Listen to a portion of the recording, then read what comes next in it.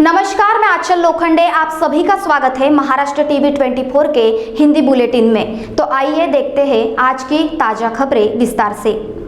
विभागीय कृषि संचालक अमरावती द्वारा सुरेश राजगुरु नामक शख्स ने राइट टू इंफॉर्मेशन अधिकार का गलत इस्तेमाल करके फिरौती की मांग करने के विरोध में 1 फरवरी 2021 को बेमुदत काम बंद आंदोलन पुकारा। 29 जनवरी को कर्मचारी को मारपीट की और महिला कर्मचारी से असंवैधानिक भाषा में बात की। उसका निषेध करते हेतु सभी कर्मचारी और अधिकारियों ने 1 फरवरी को लेखनी बंद आंदोलन शुरू किया है।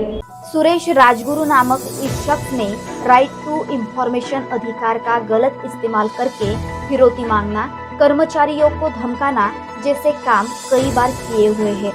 इसलिए उनको काले यादी में डालने की मांग के साथ साथ शासन स्तर पर मामला दर्ज कराने की मुख्य मांग रखी गई है।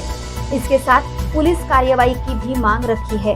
जब तक मांगे पूरी नहीं होती तब तक आंदोलन जारी रहेगा, ऐसा आंदोलनकारी कृषि अधिकारी कर्मचारियों ने कहा है। शाम 4:15 बजे RTI एक्ट के बारे में एक आदमी ने मालूमात मांगी थी।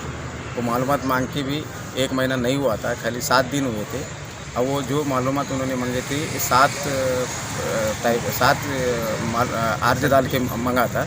उसमें से एक जो हमारा लिपिक जो है वो लीव पे था, इसलिए वो मालूमात अभी तक रेडी नहीं हुई थी। उस आदमी को बताया गया मेज से तो आपका अभी जो आपने मालूमात मांगा है अभी तक 30 दिन पूरा नहीं हुआ, आप जो मालूमात मांगा है वो 30 दिन के अंदर आपको वो मिल जाएगी। ऐसा बोलते ही वो आदमी कुछ सुन नहीं पाया। वो हमारे जो ऑफिस के लोग हैं उनसे हाथापाई की, उनसे गाली गलौज की और ऑफिस का जो है रेगुलर वर्क में वो बाधा डालने की कोशिश की। ये आदमी हमेशा हमारे ऑफिस को आके इस तरह का बर्ताव हमेशा करता है और पूरे ऑफिस के लोग जो है ना अंडर टेंशन काम करते हैं। इसलिए सब लोगों ने निश्चय कर दिया कि ये आदमी का हर ज़िले में हर जगह हर डिपार्टमेंट में इनका तकलीफ को सह नहीं पा रही, इसलिए सब लोगों ने आंदोलन शुरू कर दिया है। आज अमरावती बाकी 5 ही जिलों में कृषि सहायक से लेकर विभागीय कृषि संचालक कार्यालय तक सब लोगों ने आंदोलन किया। जब तक ये आदमी के ऊपर कठोर कार्रवाई नहीं होती तब तक हम ये आंदोलन चालू रखेंगे। महाराष्ट्र टीवी 24 के लिए राजेंद्र वाटाने, अमरावती। मेरी वसुंधरा अभियान और स्वच्छ सर्वेक्षण 2021 अभियान के तहत आमगांव नगर परिषद द्वारा स्वच्छता अभियान शहर में किया गया। वहीं नगर परिषद प्रशासन ने हाथ में झाड़ू लेकर सड़कों की सफाई की। स्वच्छ सर्वेक्षण 2021 अभियान के तहत आमगांव नगर परिषद की ओर से मेरी वसुंधरा अभियान में शहर के मुख्य सड़कों और माता बोड़ी की सफाई की गई। इस अभियान के अंतर्गत साइकिल रैली, निबंध स्पर्धा का आयोजन भी किया गया। इस कार्यक्रम में आमगांव नगर के विविध विद्यालय के विद्यार्थियों ने भाग लिया। कार्यक्रम की शुरुआत दयाराम भोयर, तहसीलदार और प्रशासन नगर परिषद द्वारा की गई। कार्यक्रम में नगर परिषद के सभी कर्मचारियों और नागरिकों के साथ इस अभियान का शुभारंभ किया गया। धोरणानुसार माझी वसुंधरा या कार्यक्रमांतर्गत स्वच्छता अभियान, आकाश, पृथ्वी या संदर्भात पर्यावरणाच्या संदर्भात महाराष्ट्र टीवी 24 के लिए राकेश रामटेके, आमगांव। महाराष्ट्र के प्रसिद्ध गजलकार इलाही जमादार इनके दुखद निधन पर नांदेड़ में एक शोक सभा लेकर साहित्य प्रेमियों की ओर से उन्हें श्रद्धांजलि अर्पित की गई। डॉक्टर अनंत राउत इनकी अध्यक्षता में हुए इस शोक सभा में इलाही जमादार ने लिखे हुए मराठी, हिंदी और उर्दू गजल की साहित्य संपदा और उनके कार्य को याद किया गया। इस अवसर पर डॉक्टर राजेश्वर पालमकर, लेखक राम वाघमारे सहित नांदेड़ के साहित्य प्रेमी बड़ी संख्या में उपस्थित थे। आने वाले नई पीढ़ी को इलाही जमादार इनकी साहित्य हमेशा मार्गदर्शक रहेगा, ऐसी बात शोक सभा में साहित्यकारों ने रखी।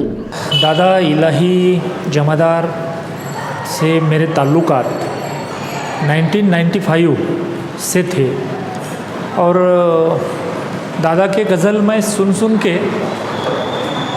बड़ा हुआ हूँ। और जो मैंने पहली किताब लिखी थी उस किताब की प्रस्तावना दादा ने ही लिखनी चाहिए, ऐसा मैंने पहले फ़ोन करके दादा को कहा था। और दादा पहले बोले थे कि इसको 1 साल 2 साल लगेंगे। फिर मैंने कहा कि 2 साल 4 साल लगने दो, मगर इस किताब की प्रस्तावना आपको ही लिखनी है। तो इस तरह से दादा से मेरे संबंध बढ़ते गए और जैसे कि मराठी में दुःखाचा महाकवी कवि ग्रेस को कहते हैं, मगर उनसे भी ज़्यादा दुख जो कहते हैं, इसकी पहली जिंदा मिसाल सिर्फ दादा इलाही थे और कल उनका देहावसन हुआ और ये बहुत बड़ी क्षति है मराठी साहित्य के लिए।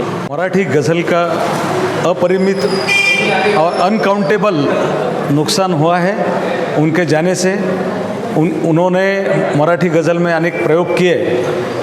उन ज्वल मतला और द्वैभाषिक गज़ल लिखने का श्रेय इलाही जमादार को जाता है। उनका एक शेर है, ऐ सनम आँखों को मेरी खूबसूरत साज दे, ऐ सनम आँखों को मेरी खूबसूरत साज दे, येऊनी स्वप्नात माझ्या एकदा आवाज दे, इवलीशी ही वेळू नलिका मधुर मुरली बनते, इवलीशी ही वेळू नलिका मधुर मुरली बनते, तळहाताची इवली छाया गर्द सावली बनते, इवल्या इवल्या कलिकांचा का सुवास इवला असतो, इवल्या इवल्या कलिकांचा का सुवास इवला असतो, तिमिरामधली मार्गदर्शिका इवली दिवली बनते।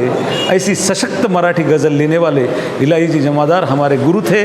उनके जाने से हमारे जीवन में एक ऐसी रिक्तता छा गई है। धन्यवाद।